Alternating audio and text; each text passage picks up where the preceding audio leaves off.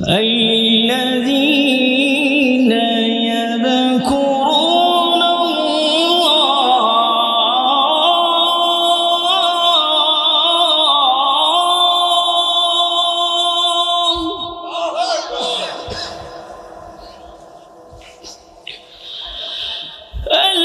الذين يذكرون الله قياما وقعودا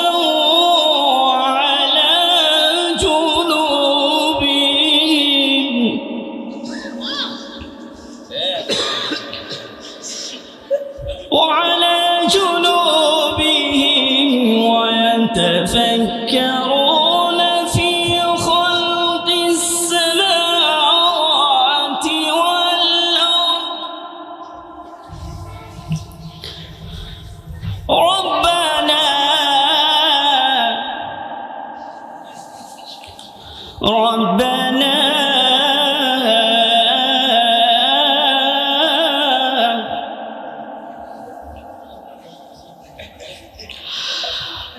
ربنا ما خلقت هذا باطلا سبحانك فقنا عذاب النار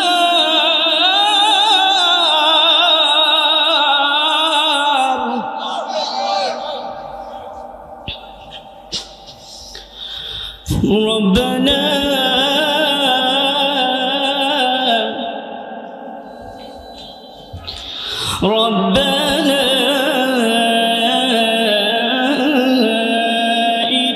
إنك من تدخل النار فقد أخزيته وما للظالمين من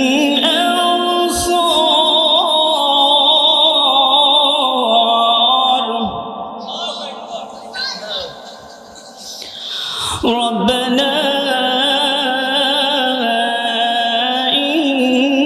إننا سمعنا مناديا ينادي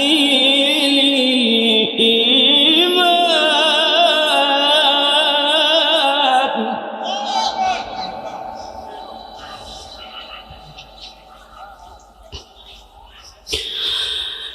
ربنا إننا سمعنا مناديا ينادي للإيمان أن آمنوا بربكم فآمنا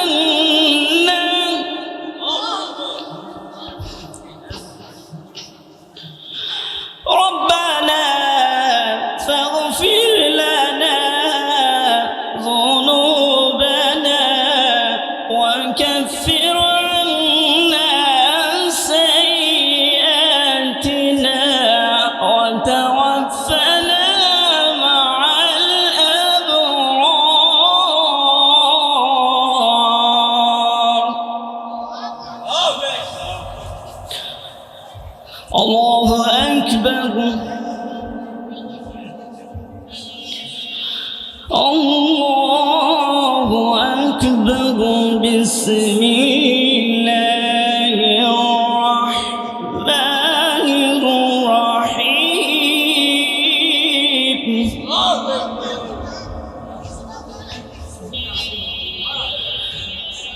قل أعوذ برب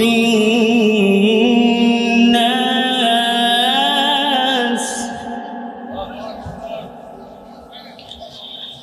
ملك الناس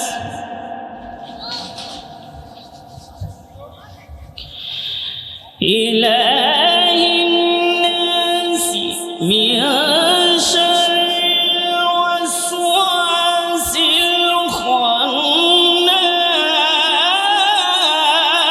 الخناس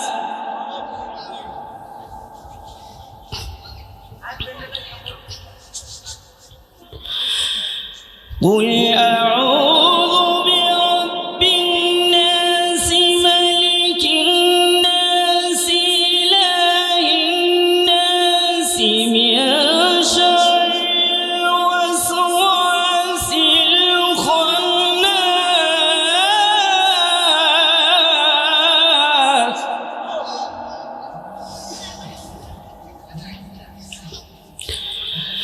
الذي يوسوس في صدور الناس من الجنة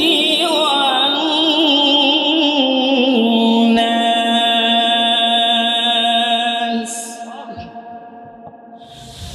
পাইলে নিরালাই গো নবী পাইলে নিরালাই সবাই পাইলে নিরালাই গো নবী পাইলে নিরালাই পাইলে নিরালাই গো নবী পাইলে নিরালাই পাইলে নিরালাই গো নবী পাইলে নিরালাই দুই কদমে চুমু খাবো দুই কদমে চুমু খাবো চরণ ধুলি মাখবো গাই পাইলে নিরালাই গো নবী পাইলে নিরালাই পাইলে নিরালাই গো নবী পাইলে নিরালাই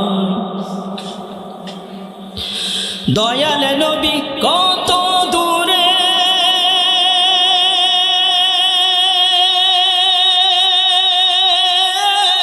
লোহিত সাগরের তীরে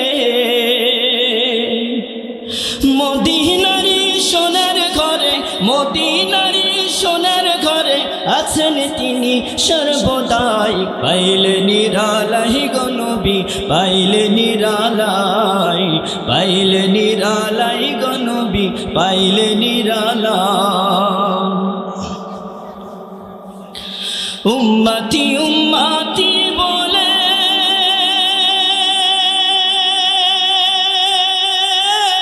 কাঁদেন তিনি জীবন ভরে উম্মতি উম্মতি বলে কাঁদেন তিনি জীবন ভরে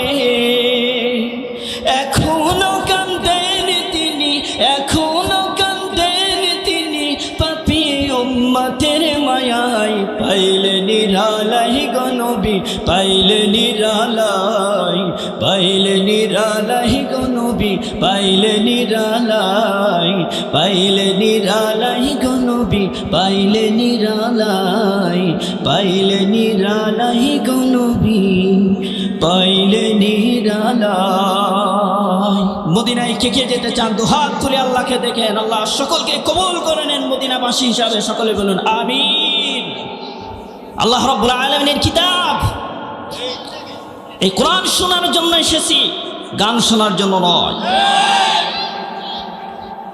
একটি গানকে সুন্দর করতে হাজার রকম যন্ত্রের প্রয়োজন হয় কোরআন সুন্দর করতে হাজার রকম যন্ত্রের প্রয়োজন হয় না আল্লাহ এক কোরআন এক কোরআন একাকী সুন্দর বলুন সুবহানাল্লাহ এই কোরআন শুনে হাজার হাজার মানুষ ঈমান এনেছে বলুন সুবহানাল্লাহ আল্লাহ রাব্বুল আলামিন বলেন ওয়া ইযা তুলিয়াত আলাইহিম আয়াতুহু যাদাতুহুম ঈমানা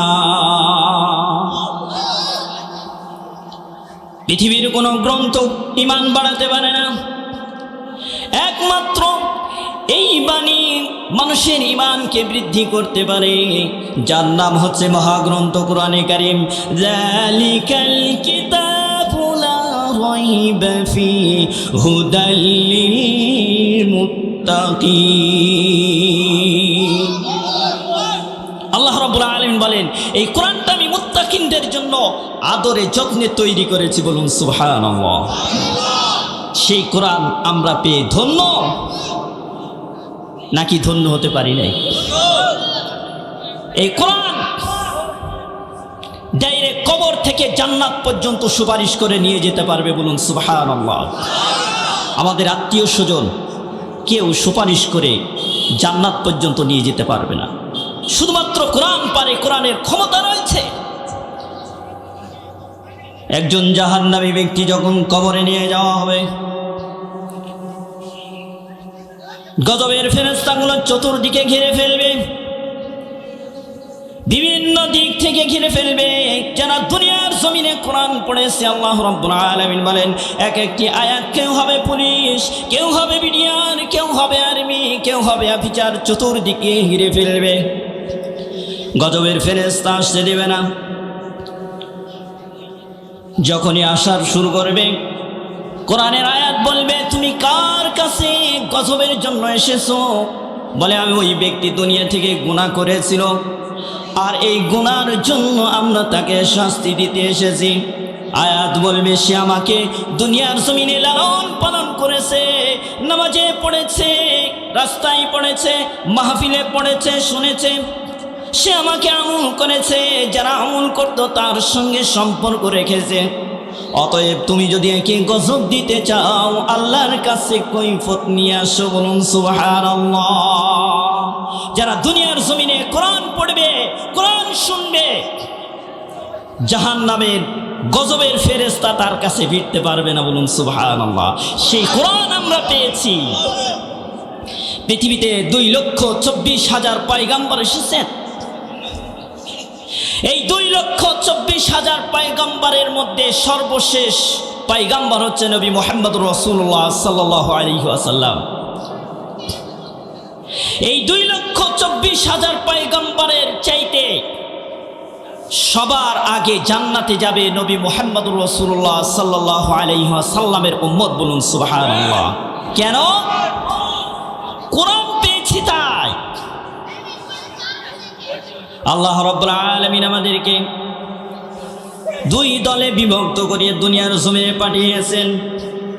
আল্লাহ রাব্বুল আলামিন বলেন লা ইয়াস্তাবি আসহাবুন নাহারি ওয়া আসহাবুল জান্নাহ। তোমরা কি জাহান্নামের অধিবাসী হতে চাও নাকি জান্নাতের অধিবাসী হতে চাও? দুনিয়ার কোনো বোকা আছে যে আজীবন গুনাহ করে আমলনামায় জাহান্নাম নিতে চায়? সে যত বড়ই গুনাহ করুক না কেন, সে কখনোই আমলনামায় জাহান্নাম নিতে চায় না, সে সর্বদাই জান্নাতি চায়। আমাদের আসল বাড়ি কোথায়? আমাদের আসল বাড়ি হচ্ছে জান্নাতে। আমরা জান্নাতে ছিলাম।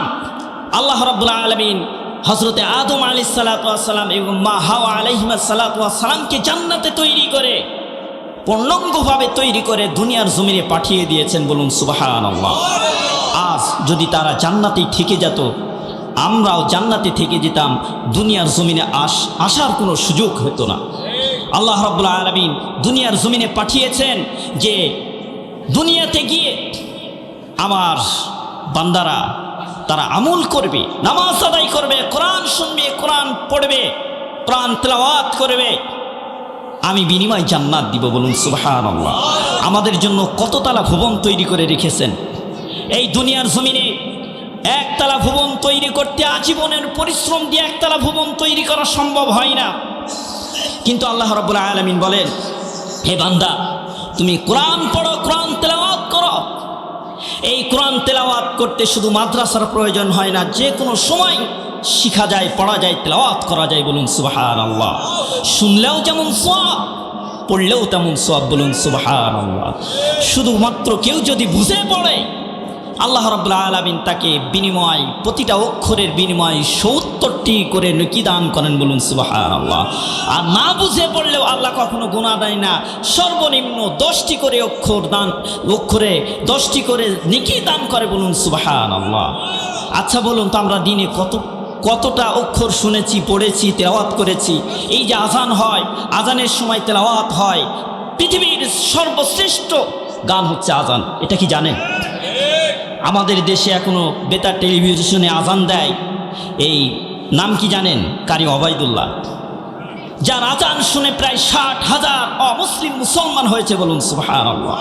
এখনো বিশ্বের শ্রেষ্ঠ মুয়াজ্জিন হিসাবে লিখা রয়েছে কারি ওবায়দুল্লাহর আজান, বলুন সুবহানাল্লাহ। কত সুন্দর আজান!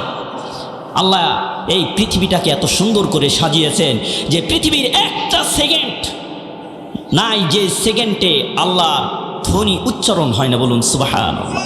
প্রতিটা মুহূর্তে আল্লাহর নামের ধ্বনি উচ্চারিত হচ্ছে, বলুন সুবহানাল্লাহ। আমি বলছি না, আরেকজন বলছে।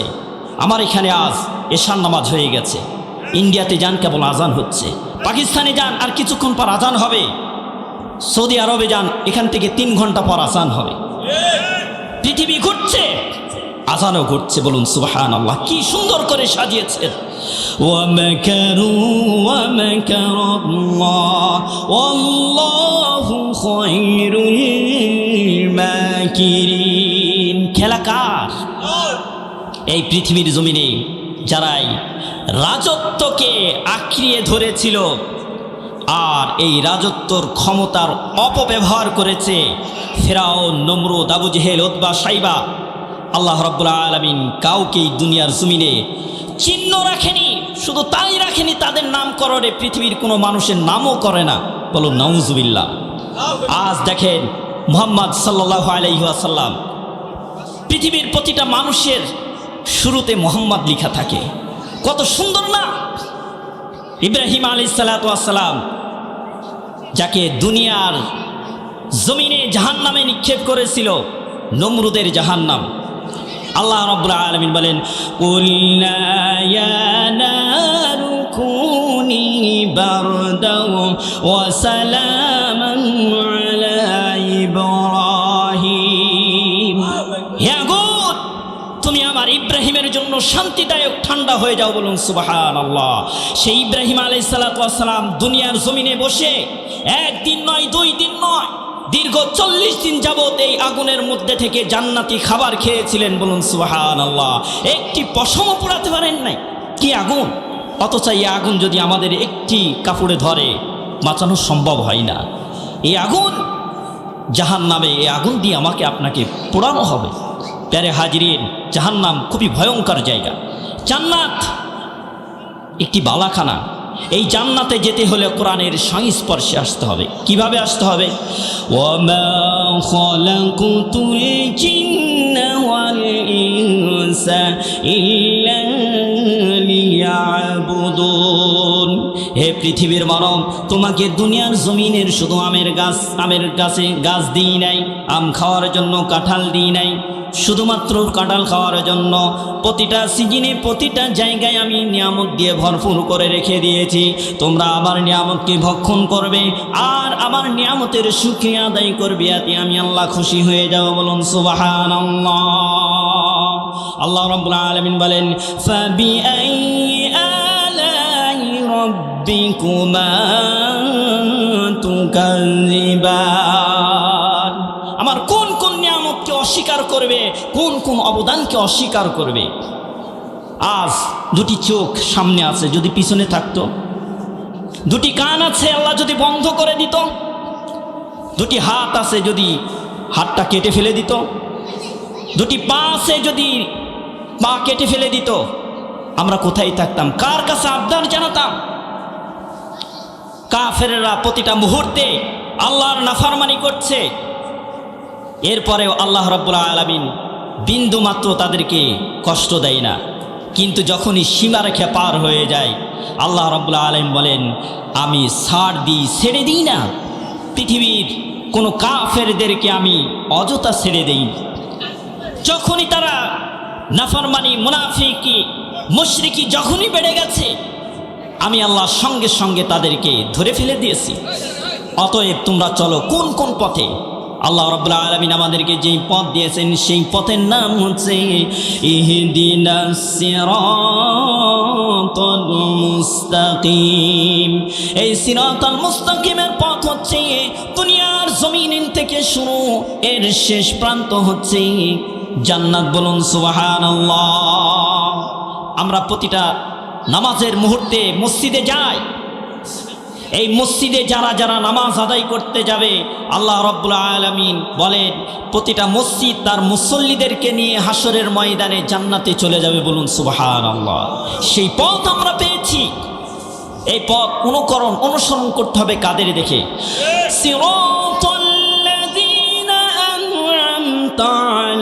আলাইহিম, ওই সমস্ত ব্যক্তিদের পথকে অনুসরণ করো যারা এই দুনিয়ার জমিনে নিয়ামত পেয়ে ভরপুর হয়েছে। বলুন সুবহানাল্লাহ।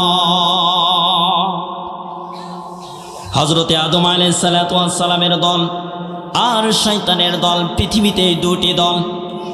পৃথিবীর মানব যতই আমল করুক না কেন এর বাইরে কেউ যেতে পারবে না। মৃত্যুর পরে দুটি পথ, একটি হচ্ছে জান্নাত, অপরটি হচ্ছে জাহান্নাম। এর বাইরে আর কিচ্ছু নেই। পৃথিবীর সর্বপ্রথম মানব হিন্দু ছিল না, পৃথিবীর সর্বপ্রথম মানব খ্রিস্টান ছিল না, পৃথিবীর সর্বপ্রথম মানব নাফরমান ছিল না, তিনি ছিলেন নবী এবং রাসূল। বলুন সুবহানাল্লাহ। মানুষ শয়তানের পাল্টে পড়ে অনেক কিছু করে ফেলে দিয়েছে, কিন্তু আজ মুসলমানরা বুঝা শিখেছে। বাবরি মসজিদ যখনই ভাঙলো, আল্লাহ রাব্বুল আলামিন সঙ্গে সঙ্গে 2 মাসের ব্যবধানে করোনা পাঠিয়ে দিলেন।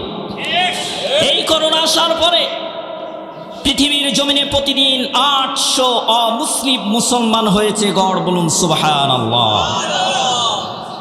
বলতে বাধ্য হয়েছে, যদি বাঁচতে চাও মুসলমান হও। আজ কোনো মুসলমানদেরকে করোনা অ্যাটাক করেনি। যারা ক্ষমতার চেয়ারে বসেছিল, নাফরমানি করেছে, কলম দিয়ে কামাই করেছে, করোনা তাদেরকে ধরেছে। যারা মসজিদে নামাজ আদায় করেছে তাদেরকে করোনা ধরে নাই, তাদের বাপ মাকে ধরে নাই। বহু বাপ মা মৃত্যুবরণের পর অফিসার বলতে বাধ্য হয়েছে, আমার পিতামাতাকে যত দ্রুত পারো কবর দিয়ে আমার কাছে একটু ফোন দিয়ে বলে দিও। আল্লাহ রাব্বুল আলামিন ছাড় দেয়, ছেড়ে দেয় না। আজ সেই বাবরি মসজিদে আবার নতুন করে শুরু হয়েছে। বাজেট দিয়েছিল 300 কোটি টাকা, আজ থেকে কয়েকদিন আগে 550 কোটি টাকা কালেকশন হয়ে গেছে। বলুন সুবহানাল্লাহ। আল্লাহর ঘর আল্লাহ রাব্বুল আলামিন সংরক্ষণ করেন। এই দ্বিতীয় পৃথিবীর কোনো মানব নাই যেকে সংরক্ষণ করতে পারে। বলুন সুবহানাল্লাহ। এই কোরআন আল্লাহ রাব্বুল আলামিন মানুষের সিনায় ঢুকিয়ে দিয়েছেন, মালা গেঁথে দিয়েছেন। আজ পৃথিবীর মধ্যে সবচেয়ে বেশি কোরআনের হাফেজ হচ্ছে বাংলাদেশে। এই কোরআনকে যদি সারখার করে পড়ে শেষ করে দেওয়া হয়, হাফেজদের অন্তর থেকে কোরআনকে মুছে দেওয়া সম্ভব হবে না। আজ বিশ্বের বুকে আজ বাংলাদেশ গর্বিত হয়েছে। প্রতিটা বছর প্রায় 170টা রাষ্ট্রের মধ্যে প্রতি বছর কম্পিটিশন হচ্ছে, এরপরে বাংলাদেশ বিজয় হচ্ছে। বলুন সুবহানাল্লাহ। সেই কোরআন আমরা পেয়েছি। আল্লাহ রাব্বুল আলামিন বলেন, সিরাতাল্লাযীনা আন'আমতা আলাইহিম গায়রিল মাগদুবি আলাইহিম ওয়ালাদ-দাল্লিন।